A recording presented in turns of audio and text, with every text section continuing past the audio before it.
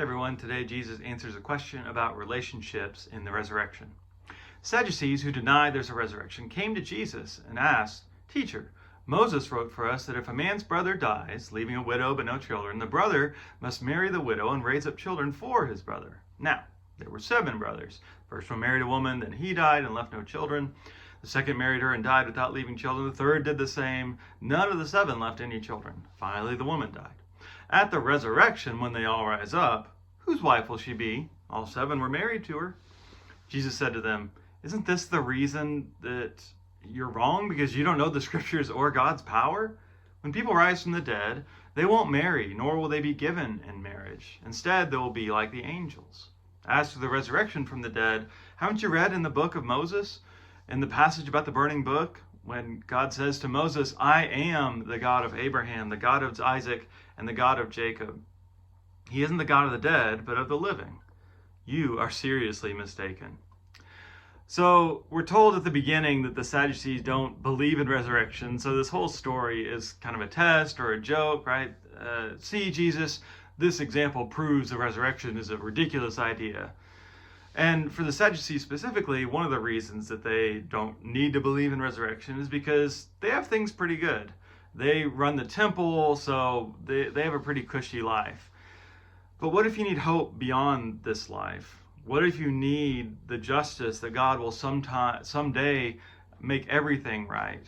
What if earthly relationships are hard? Or what if they're colored with grief and loss? And so, but that we may actually add to that problem by reading this as if to say Jesus says relationships won't endure into the resurrection. Now, what we get hung up on is this phrase about we won't marry or be given in marriage. And that's actually pretty vague. It could mean there's no getting married in heaven, or it could mean that you no longer know your earthly spouse, right? That's sometimes the way that people take it.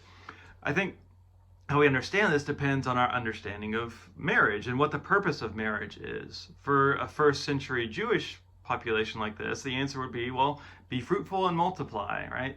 And so it's a problem if a man dies without children. How is his line going to continue? Jesus' answer in that context is, well, that doesn't matter when nobody dies anymore.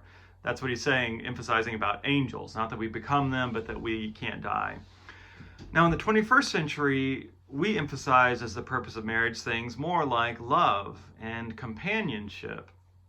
And so if that's where we're focusing, I think the question then becomes, why would God get rid of that when God's very nature is love? The big picture of God's story is all about community. God exists as a loving community within the Trinity, and creation extends that love. And resurrection is all about continuity. In some sense, you will still be you, and in fact, even more so.